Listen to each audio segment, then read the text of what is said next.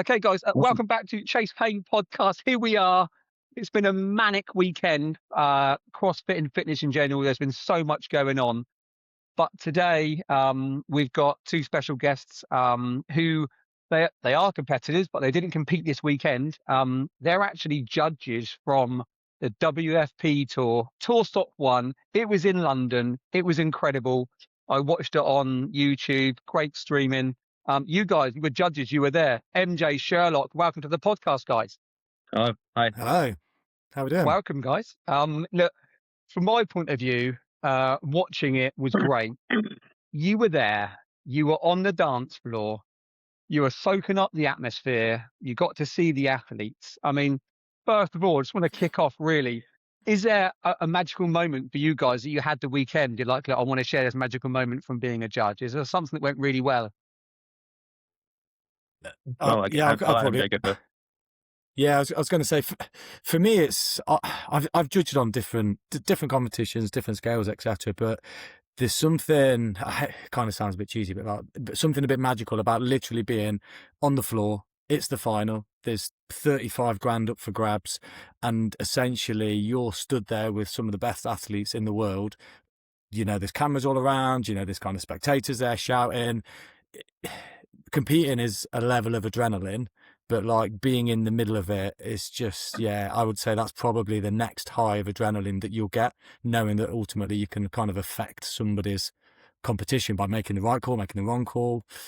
Yeah. So yeah, I'm going to just jump in there. I think the level of adrenaline is probably more judging an elite competition than it is like competing at an RX or like a masters competition for myself. There's, you know, I mean, I turned around to MJ at one point on the weekend and went, "Are your hands dead clammy?" And he was like, "Yeah."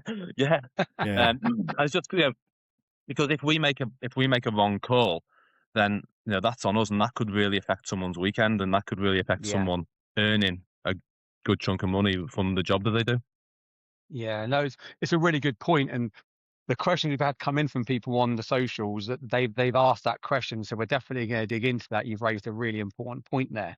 MJ, so you spoke about judging at different levels. I mean, dude, we met for the first time, 3 weeks ago? And you judged me at the Arnold's in the Masters on the Sunday. And the question I got for you here really is, for me at my level, Masters athlete, middle ground at the Arnold's, obviously it's a great event. For me, that's my CrossFit Games, right? Your job there, what you did for me, you really settled me in. It was my first event. You know what it feels like. Listeners that are listening right now, you're ready to go in, your name gets called, you're buzzing, you're going to try and stay calm. But what you did for me on that day as a judge, you calmed me down. You spoke really slowly and clearly. I remember it as yesterday. You were really calm and clear and concise. That's what I needed. My wife and daughter were that side cheering me on. I'm quite positive and like up for it. So you were trying to bring me down and like, look, calm, relax. This is what you got to do. This is your transition. And you really made that clear for me, dude. So I can give you a personal thank you there, dude. It was great. It's good to hear. But what I'm leading on to is maybe that wasn't your role the weekend, because these guys are elite athletes. Of course, they're going to feel nerves, but for me, you calmed me down. I'm guessing you didn't have to do that same role as a different type of judging role. Am I right? Yes and no. So, okay. And one of the interesting things that I found was, for example, I was judging Sarah Sigmund's daughter. Yeah, massive. I followed her for the last 5 years or whatever. She comes out and she is so nervous. Like, really? And it was actually it was a bit eye-opening because she came, it was heavy double unders. She said for whatever reason, whether she just learned them, whether it was kind of nursing an injury, whatever, she came out and she was so nervous, and she's like, the goal is just to get through 120. I might have to do singles, I might have to do doubles, I may do single, double. And it was kind of like an eye-opening moment that no matter, and quite a few for different reasons were very nervous. And it's quite kind of eye-opening to think that, like, here's me in an RX competition getting really nervous, thinking, oh, there's elite athletes coming on now, and they share that same level. So yeah, it's just so interesting to see that it's they nice get to hear, though. the same. That's really feedback. cool to hear. And listeners that are listening right now, like, I don't know elite if it might athletes get sound, but I don't know if nervous, I and can't. we are all on that same level playing field when we walk out to compete, aren't we? We're there, we feel the Yeah. same, the adrenaline rush. So as a judge, Sherlock, do you feel as though you had to sit into that role as well and maybe speak to the athletes, be nice and clear with them, calm them down? How was it for you, dude? I think when you're judging elite athletes, I think they just want you to be clear and concise. Okay. So you can get away with a little bit of chatter, if you like, when you're judging your intermediates and your scaled athletes. It can Yeah. actually be quite fun judging a scaled athlete, because you can have a conversation with them during the workout and they turn around to you, bloody hard this, isn't it, or whatever. But with the elites, they literally just want you to count loudly, be concise. They want to know what they've got to do, sort of where they've got to be at any one point. So if you just almost just not guide them as such, but just show them where they're at in the workout, and they want to look up at your hand and see 2 and go, I've got 2 reps left. So they're not thinking of anything but doing the work. Yeah, yeah, no, that makes sense. So the weekend itself, guys, I mean, can you kind of, the best you can, paint a picture for us guys that, or maybe people that are interested in judging, or what happens? You get there on day one, like, what's the kind of journey for you? Because I think we know what the athlete's journey is. They go, they eat, they go in the carousel, they get warmed Yeah. up, they prepare, they work out and repeat. What's your Yeah. kind of journey, guys? How does it look for you? Well, we kind of just, you turn up on the Thursday night. We had a little judges meeting. Went through a couple of the bits and bobs for the week, and that was more of just to get everyone together, to make sure everyone's there on site, to make sure everyone's okay and no one's got any issues. And then obviously Friday, Saturday, Sunday is where the business is, basically. But it was actually quite nice when we turned up on the Thursday night. They had to do some run throughs and some testing Right. of all the equipment. So they asked a few of us, me and MJ. It was quite funny, actually. They asked us to pretend to be athletes because they didn't have any athletes. We need you to just pretend to be athletes on the floor, and it was quite competitive It's at like times. the chip timers. Yeah, it's like the chip timers, the lights, the music. Do the fountains go off at the right time as the athletes come out? I see. Yeah, That it makes was quite fun. sense. Did you go, right, guys? I'm gonna be this person and come out and pretend to be the person. We didn't. We probably should have, but we Yeah, we should we have. just had a bit of fun with it, and it was a bit of a Yeah, foot was race it? at times. It got very started. competitive. Yeah, I'd say for us, like me and Sherlock have known each other 5 years through judging, Right. just through judging UK comps, and I don't know. It's like you're on a big scale, so obviously there's nerves.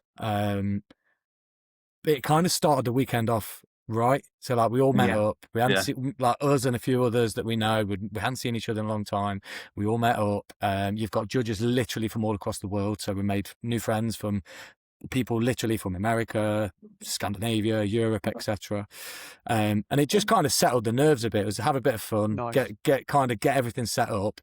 And like Sherlock said, they literally the level of detail. It's like a production. It's a performance as opposed to just you're there judging. Here's the workout. Do it. Like you all sat around every single day. There's a whiteboard up. It says right, this is the workout, and then there's always 3 different things. So it's like. What's the workout? Then it's what's the flow of the workout. So they'll literally say this is how it flows.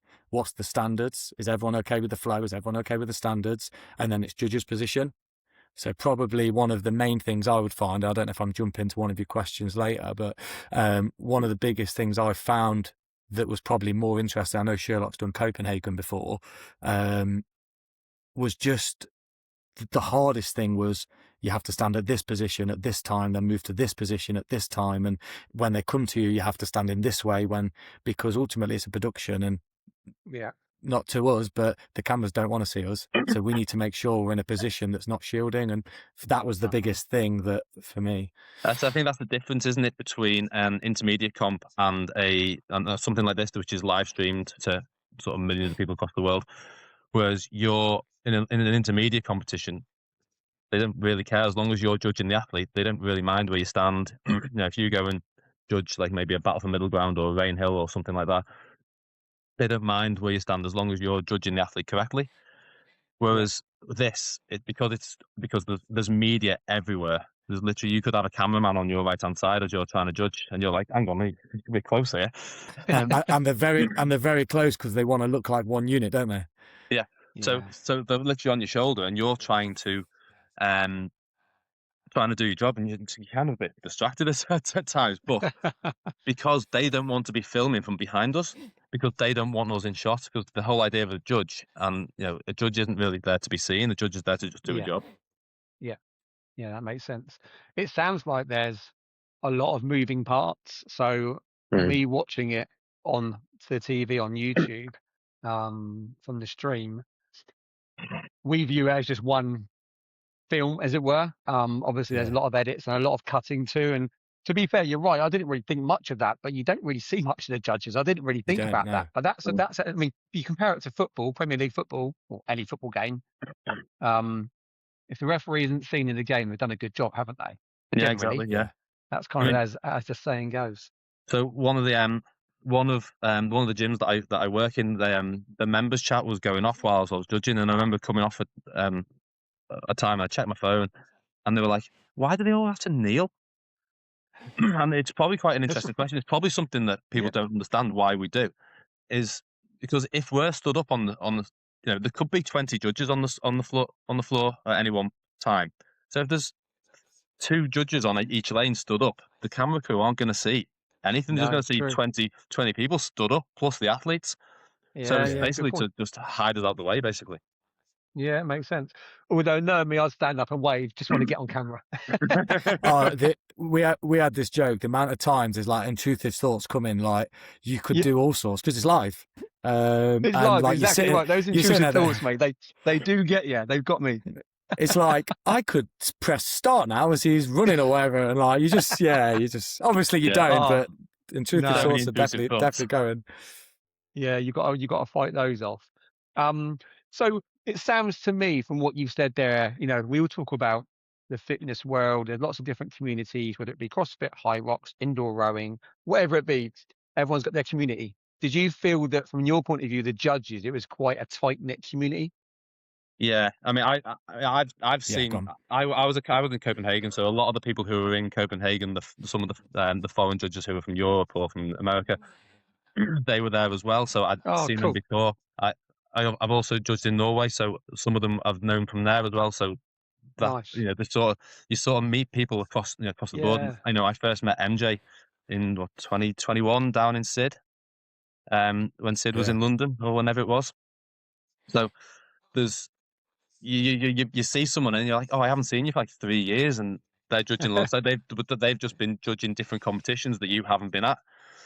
So it's quite nice. There's some people who will literally be at every single competition, but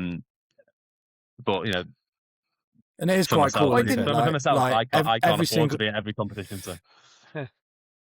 go on, man. I don't know if it throws there. I was going to say, sorry, and just to add to that, it's like every night there's probably 10 to 20 of us all going out for drinks. So it was a bit of a social. Nice. You'd finish your workout, you'd have your dinner or whatever, and then everyone would go to the pub, which is quite cool. It's not just judging, go to a hotel room. It's judging. It's like a little weekend away.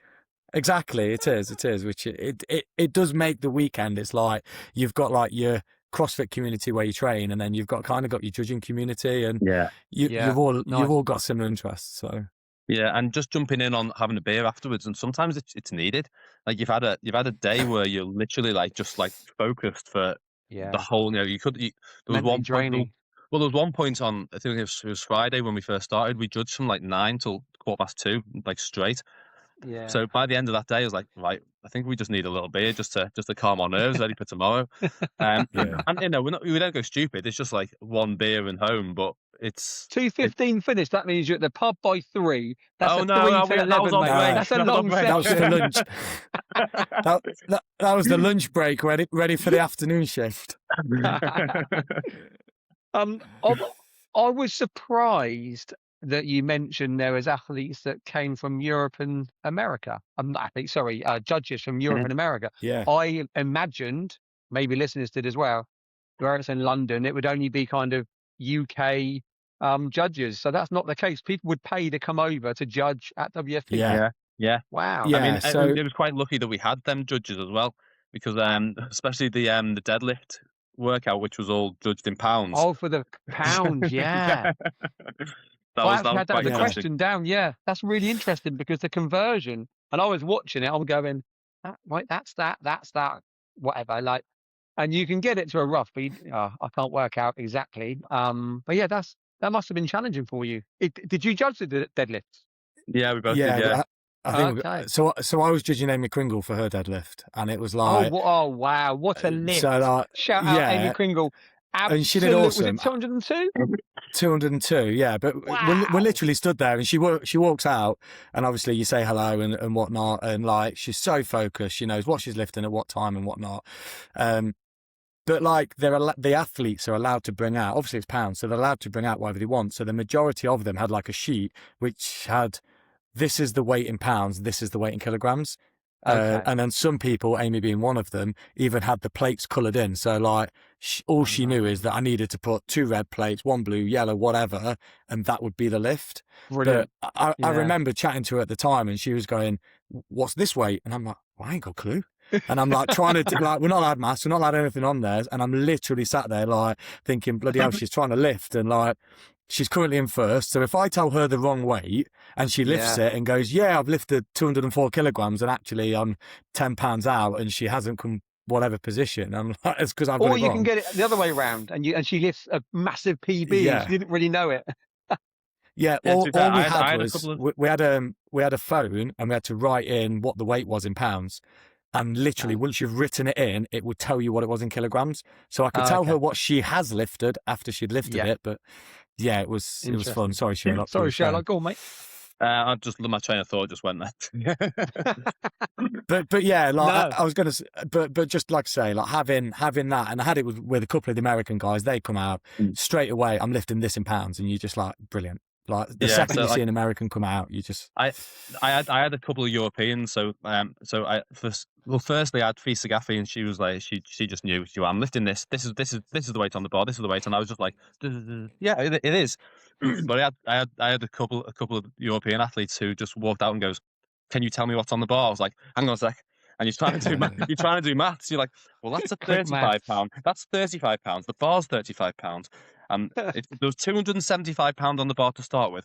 And he's just trying to do mental arithmetic with and maths at the same.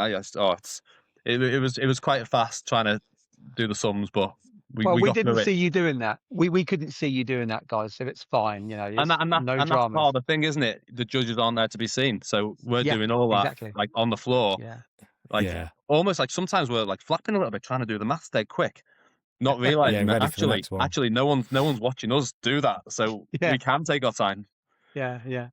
So I heard some really positive stuff and some good interactions. Obviously, there are always going to be moments maybe that you remember for the wrong reasons. So MJ, I want to come to you, dude. So was there anything over the weekend that maybe happened that you thought, oh man, that was a bit of a nightmare? Like maybe an interaction with an athlete, maybe you went to say well done.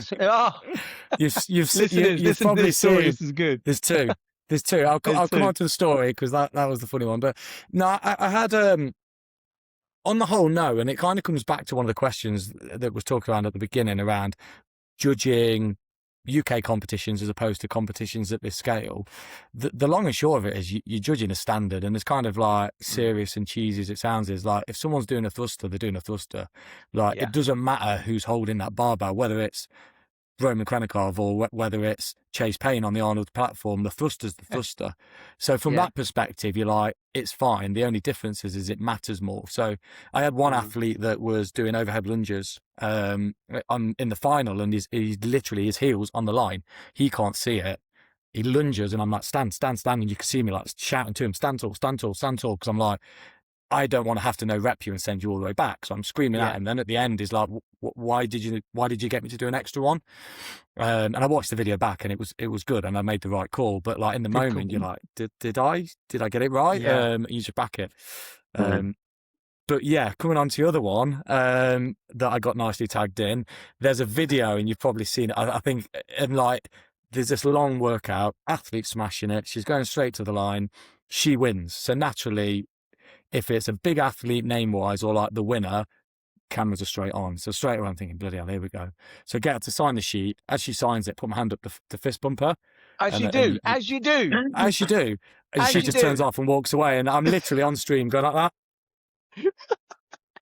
This is a great video, guys. Listeners, you need to go there. I'll put your tag strapline from Instagram so people can see it, because it is really funny to watch. And the thing is, you are so, like, when you did it, like, you were so proud of it. You're like, wow, this is great. Well done. And she does smashed one, mate. it. Leaves you hanging. Yeah.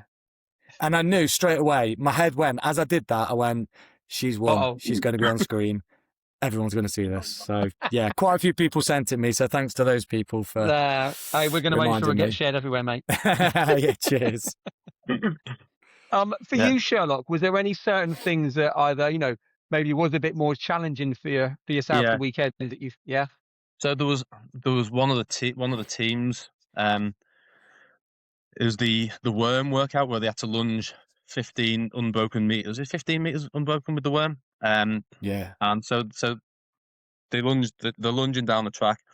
One guy has both of his feet on the line. The last guy, and I said, "You need to keep going." And I don't know what language they're speaking, but he shouted something to his team. And because it was so close to the finish line, it was very compact and very tight. So I was kind of stuck. I had a team here and a team here, so I'm sort of stood like this. And then they did a lunge, but straight away I went, something didn't look right. But because I couldn't see the whole worm. I was like, that doesn't look right, and I was like, I'm just gonna make a call on the fly. So I no-repped it, and then because I'd rather make a no-rep call, which was wrong and overturned when they appeal it, than let them get away with it, and then let them get away with it, and then it skews the results. I understand. Yeah. So because something didn't look right, and it looked like his knee was the wrong knee because it wasn't in synchro. That's what it looked like in the instant. So I no-repped it, and then all night that night, I was saying to MJ, and I'm rewatching the live stream, going, "Oh, I think I've made a massive mistake here." I think I rewatched the video about 30 times, but you couldn't 100% tell on the live stream video because there was a worm in front of it because it was so tight. Yeah. And I remember saying to one of the head judges the next morning, any update on that appeal from yesterday? Because they had to go back and do the 15 meters, it was a massive penalty. It's a big call, yeah. So and because they obviously, when you're so far like that, you some don't react in the right way. You know, they start getting a bit irate that you've done that. So I was a bit like, oh my god, like I've done this massive mistake. So I said to one of the head judges, "Did you have any feedback?" And she was, "Yeah, it was overturned. The appeal was overturned." I was like, oh. So that was like a weight off my shoulders, ready for the next day, so I could sort of breathe easy a little bit. Yeah. Also, you know what? You telling that I could see in your face there, you were kind of reliving it a little bit, and it shows how much you care about it. Though. But as a judge, I think you need to care that much about it. You're obviously judging for the right reasons, and you care about your decisions. And I think even the way you were telling that, you're reliving it. You know, I wanted to get it right, and it means a lot to you. You take pride in getting those things right. So if anyone is thinking about being a judge, it's not just a day out. It's not just to meet, the athletes. There's a job to be done, and you need to care about it, and you need to make sure you're holding the standards. And that leads me nicely, really, onto. I mean, you mentioned a little while ago, MJ, is you are judging the standard, not the person. For me, as an outsider, and I haven't actually judged at an event before. I've helped friends out and things, but not in a competition. Like, how do you manage that? You're judging me one day, and it is easy. In my eyes, it's easier to know that someone is not famous or not someone you look up to. It's not Roman. And then on the other week, you're looking at Roman coming out, and we'll use him as an example. And it can be pretty, I don't know, I think mentally that's got to be really challenging to actually no-rep someone like that. I mean, I might be wrong. I'm just looking at it from an outsider. No, you're not. Yeah, That's you're tough. not. Yeah, you're not, and you're right. And like one of the head judges said to us on the last day, like, there's hundreds of people applied to be at this comp and judging it. So like, don't take it for granted. She wasn't saying it in a thingy way, but like, take in the moment. You've done well. With like, she was just thanking us. And I guess from our perspective, judging, you there is an element of wow, it's that, but at the end of the day, you kind of got a job to do. So it's like, Yeah. you want to be there. Like we wanted to be in the moment. We wanted that responsibility, and you just got to back yourself making the right call. There is a bit of like when you see your favorite athlete come down, like, that's fucking great, but you just remain professional and just make the call. And worst case scenario, you're never going to make a call that's completely wrong, that someone will turn around and go, what was that? Yeah. I think that's the difference between the elites. Whereas if you know rep an elite athlete, I remember in Copenhagen, the first event, there was a handstand pelet push-ups. I had Laura Horvath in my lane, and I no repped her first handstand push-up on that, and she just carried on going, and then turned around to me once she had a break in a set and said, "What was I no rep for?" So like, whereas some people might get a bit like, "Oh, I no rep," whereas she just carried on and just very calmly just asked me what it was for. But the beauty of the elite athletes generally is that they move well, and so they do move well. So that chances are you're going to be okay. There's not going to be a lot of no reps, because I think that can be the issue more so in when you are judging an intermediate, because you end up giving more no reps because their reps are so inconsistent. Yeah. And then they get annoyed about it because they haven't got that. Okay, let's just carry on. Yeah. It's like descent. It's like descent in football, isn't it? Like you're spot on there. 9 out of 10 times, if you no rep someone, they just correct it and carry on. And you're right, they do move well, and we're actively encouraged to, if someone's, the point where someone could get a no rep, typically if they're going over a line, we're actively encouraged to tell them to keep coming, and more than not, the athlete will just make sure they're double it. Like if they're going over a line with the sandbag, majority of athletes were like running 3 or 4 steps over that line before dropping it. Yeah. Was there any workouts that you were like, this one's going to be more challenging than the others? I mean, you obviously had overhead squats, but was there anything where you were all, collaboratively as a group of judges, you were discussing, going, cool guys, this one's going to be tough? What was the most challenging workout to judge? Yeah, I've got one that literally springs straight to mind, if you don't mind me saying. I'm me. Go on. We had this one, and it was actually the one I judged the girl that she didn't fist put me on, because on that one, it's actually interesting that what people don't also see. Like we had one, and it was, I'd come off from a break, so I'd literally jumped straight on. So I'm like trying to remember what's the workout, what's the flow, judge's position, and this one we had. It must have been 7 different judges' positions. So it was like on the rig, you stand here. At the rower, you stand here. At the box jump, you stand here. For the hangs, you stand here. It was after a certain amount of reps, you move each equipment down. So there was a lot of things to remember. That's challenging, isn't it? That is tough. Under pressure. Yeah. And on top of that, we had to also calculate what happens if the rowers break. So what we also had to work out with, every 40 pulls, was a certain amount of calories. So we're stood there having to remember to count the reps.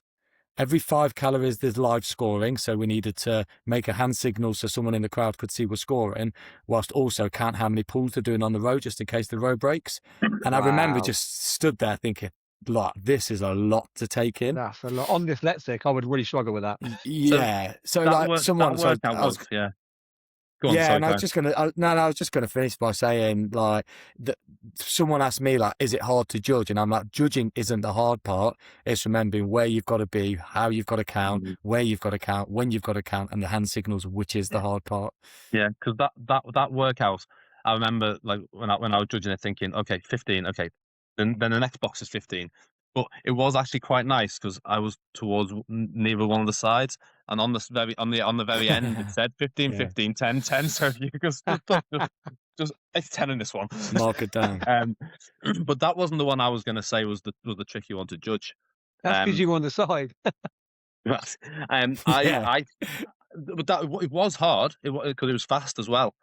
But I think one of the team ones was very difficult with the worm, the burpees over the worm and the worm thrusters. I thought that was Yeah, a lot going on because you're looking for a lot going on. four bodies all Yeah. in synchro.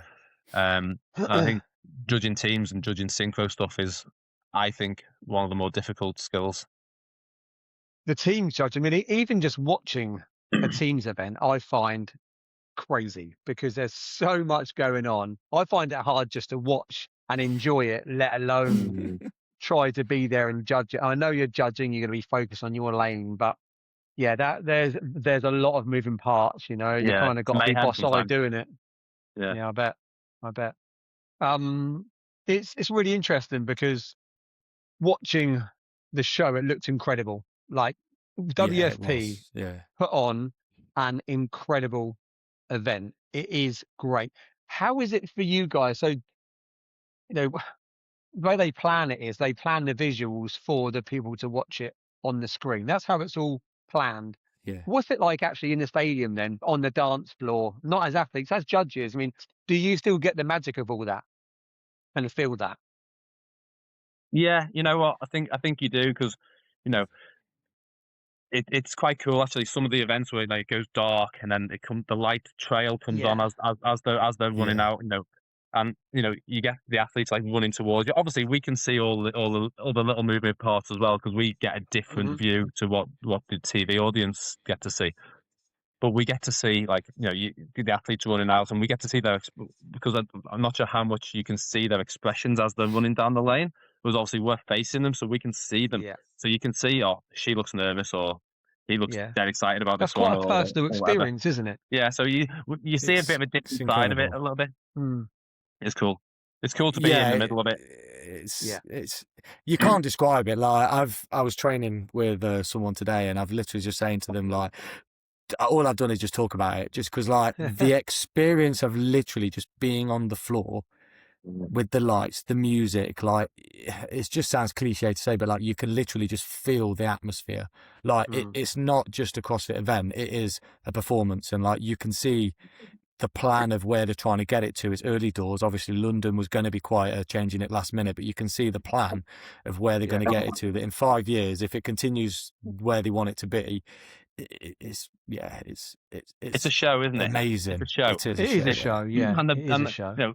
You know, when you look at like the CrossFit Games, like it's more than that. I think it's like they do all the pyrotechnics and like WFP do all the pyrotechnics. They do all the lights, all the big screen. You know, in Copenhagen they had the jumbotron in the middle of the thing. So, and you know they had all the like the caricatures of the athletes, and it was just like cool. It was. They've tried to make CrossFit cool.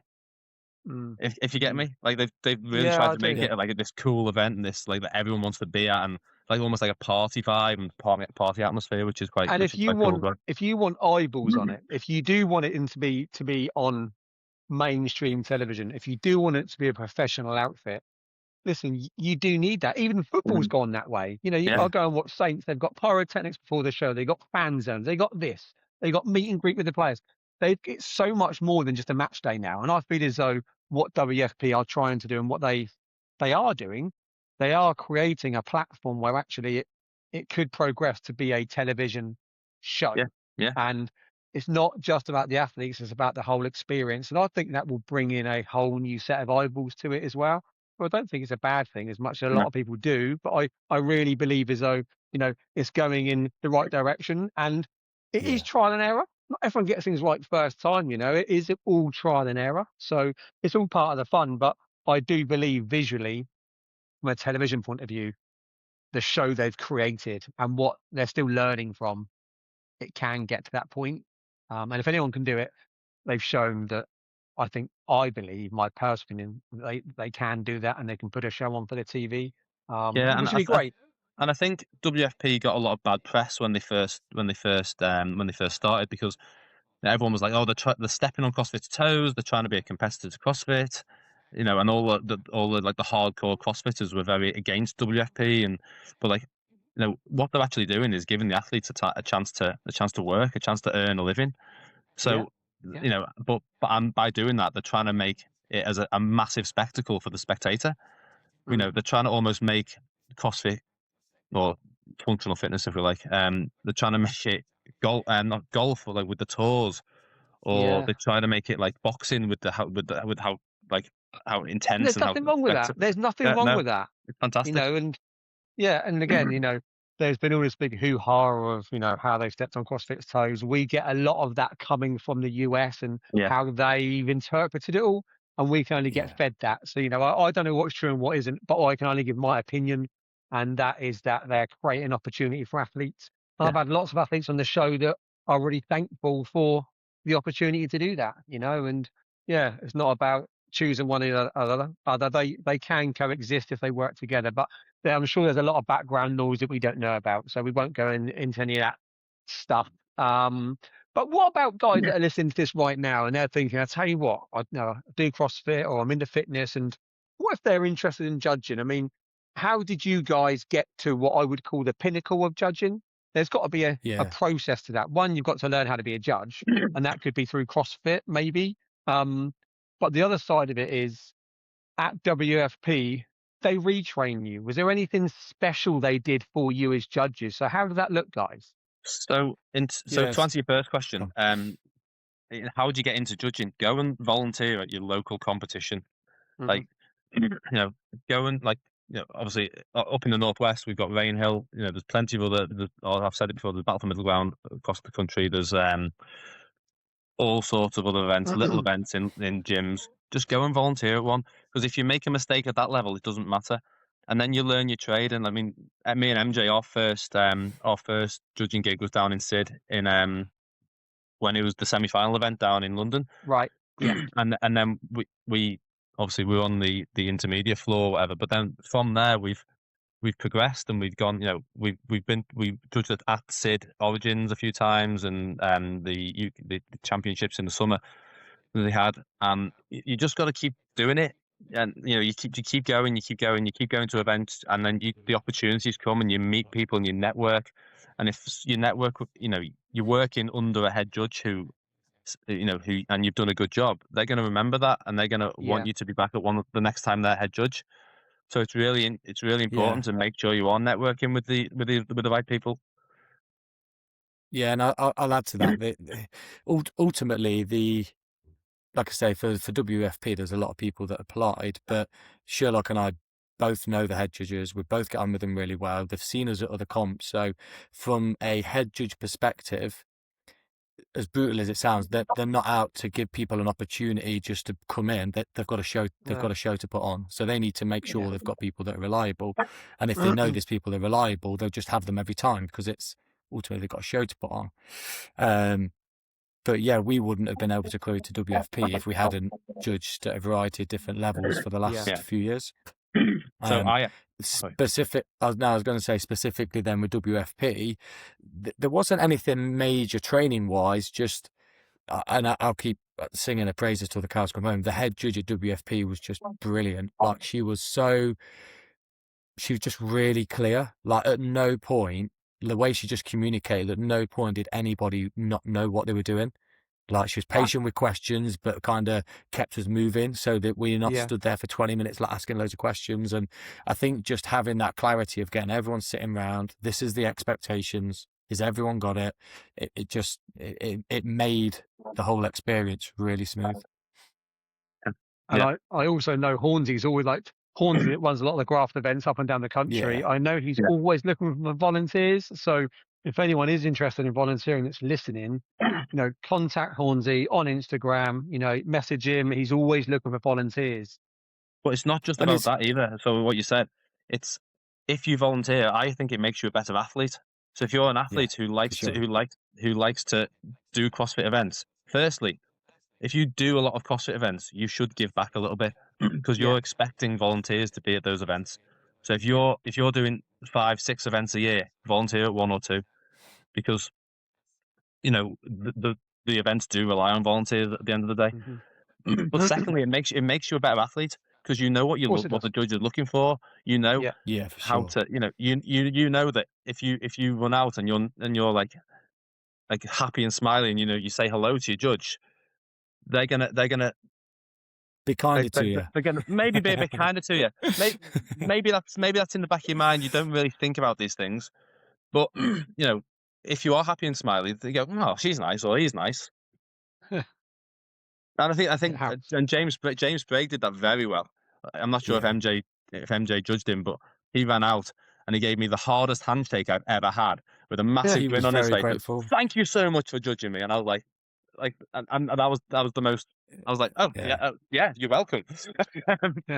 It costs, but you're right. That costs absolutely nothing from an athlete perspective. But on the flip side, I had an athlete, and I won't name the name, but they were just so hard faced. There was no interaction. Almost sign the sheet and run off, and you remember it. So yeah, you do, and I always when you look at from grassroots CrossFit, local competitions up to the elite, everyone still volunteers. So my question always is, and I've had a conversation a couple of times, is I feel as though sometimes expectations can be really, really, really high, but you aren't professional. Maybe you're as professional as you can be as a judge, but professionally paid to tour with WFP and be a judge everywhere. Yeah. That's a whole nother level. The expectation of a judge is to do the best you can do in that moment. And for me, I feel as though, I don't know what your thoughts are on it, guys, but there is a lot of negativity about people saying and calling out judges. You see videos going around. Do you think that puts people off being a judge? Yeah, I think it might do a little bit. Yeah. So the one thing that you kind of don't want to be is be on an Andrew Hiller video, do you? So no, yeah. So and we joked about that all weekend. Yeah. I don't think none of you made it, so it's all good. But even there are a lot of people out there creating content, that people do what they want, that's fine, create drama. But ultimately, it's affecting the ecosystem because it's stopping, I believe it is actually stopping people wanting to go and judge.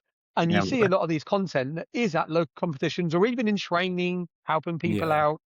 And, yes, it's about holding people accountable, and maybe they need more education, but people are always going to make a mistake. That's always going to happen. Just accept it. Yeah. I just think it's frustrating from a judge's point of view. I think you're spot on. I think there is that.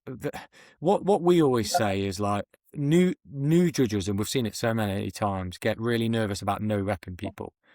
And what I think they're thinking in their head is, I'm being mean to somebody, and not no repping somebody. What that actually does, because you don't want to be seen to be no repping somebody. What that actually does is, if me and you are competing and my judge is no repping me, or not no repping me, or not no repping you, should I say? Actually, you've just been given an advantage. So by you not no repping me, I can progress quicker through this workout than everyone else on the floor that's being held to a standard. So it's not that you're no repping somebody, you're actually depriving another athlete of a position that they've deserved. And they're not learning. A no rep is there to teach someone to learn and to move better. Like, that's also part of the process, especially scaled and intermediate. I struggle with my squats, and I always say to my judge, please, I think it was actually on the wall balls. I was like, I think you did now. You just said it. Do you remember? I said to you, please, and I did some practice ones with you. I said, look, I'm going to do a couple now. Let me show you. Yeah, I remember that. And I did them, and you're like, okay, they're cool. And then during the workout, I was really thinking, waiting for those no reps, trying my hardest. I got through them without a no rep. But we had that conversation before, and I think that's really critical. And to help my judge, it was you, to let you know that I do struggle here. So don't be afraid to no rep me. If I've no repped it, that's fine.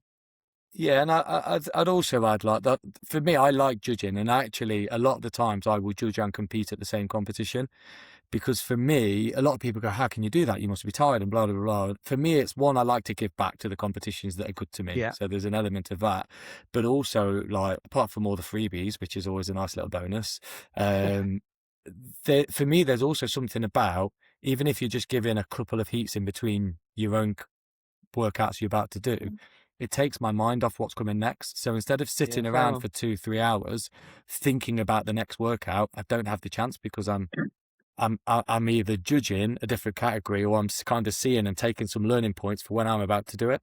So there are some benefits to, like I say, you don't have to judge the whole day. Just being there and helping does really help. So what are the freebies then? What did you get? Let the audience know. WFP, what they sort you out with? Yeah, so I think WFP are quite good in terms of competitions, in terms of where I've been before. You get a fresh t-shirt for every day, which some comps, if it's a 2-day comp, you get one t-shirt and you've got to almost like go in stinking the next day. It's a good Adidas t-shirt as well. Like some of the comps, you get like a cheap t-shirt. These are good Adidas t-shirts that you would buy. We got a pair of shoes because they wanted everyone to wear Adidas shoes. Nice. On the floor. Nice. You get your little bits and bobs, like a little patch. You get a few other little bits and bobs that say WFP on them. And then we got some reband knee sleeves and some wrist straps. Cool. What else?